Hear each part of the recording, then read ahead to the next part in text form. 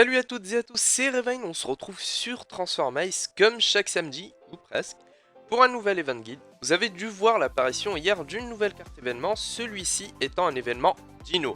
Oui, dinosaure. Allez savoir pourquoi, ils ont juste pioché dans les idées proposées par les joueurs. Bref, voyons ensemble le gameplay de cet événement ainsi que les potentielles récompenses à la clé. Tout d'abord, la map se présente comme ceci. Concernant le gameplay, celui-ci se rapproche de l'événement Elisa. Vous vous souvenez de l'Invil God et de son laser ainsi qu'Elisa?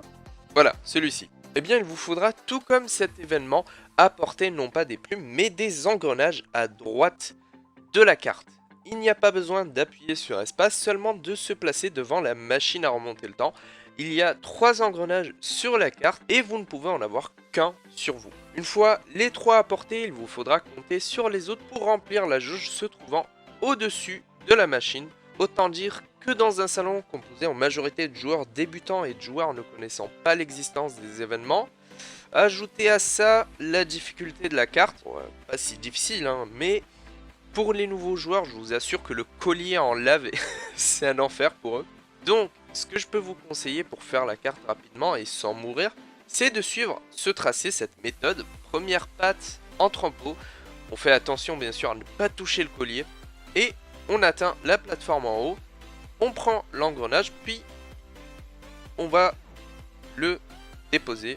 On prend le second, toujours sans toucher le collier. Et encore le dernier, sans toucher le collier. Une fois la barre remplie, vous recevrez un ticket d'or dans votre inventaire, celle-ci étant devenue la monnaie universelle des événements. Mais à l'heure où je vous parle, un engrenage a été déplacé pour faciliter la carte et le PNJ Indiana Mouse se trouve sur la carte désormais. Voilà concernant le gameplay de cet événement, ma foi difficile aux premiers abords, mais je vais pas vous cacher le fait que c'est mieux de le faire en salon privé avec des joueurs sachant faire la carte. Voilà concernant l'événement, voyons ensemble les nouvelles récompenses. Aucun PNJ n'a été ajouté. Chez Prof, Elise et Papa, il y a désormais 2 nouvelles consommables. Buffy, rien de nouveau. Chez Oracle, une nouvelle cartouche a été ajoutée. Chez Indiana Mouse, 2 nouveaux titres ont été ajoutés.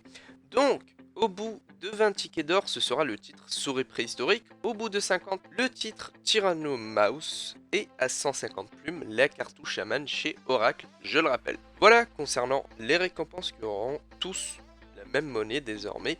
À savoir le ticket d'or, il faut savoir que les récompenses d'événements, c'est-à-dire chez Indiana Mouse, ne seront plus disponibles, même si la monnaie désormais est universelle.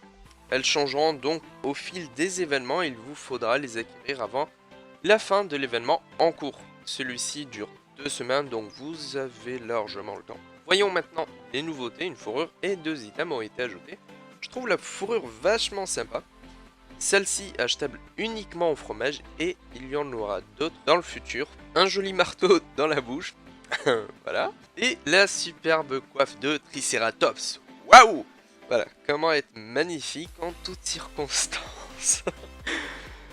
C'est tout pour les nouveautés, j'espère que ce guide vous aura plu, vous aura été utile. N'hésitez pas à mettre par conséquent un petit pouce bleu, à faire découvrir la chaîne à vos amis et vous abonner si ce n'est pas déjà fait. C'était Revain pour vous servir. Ciao.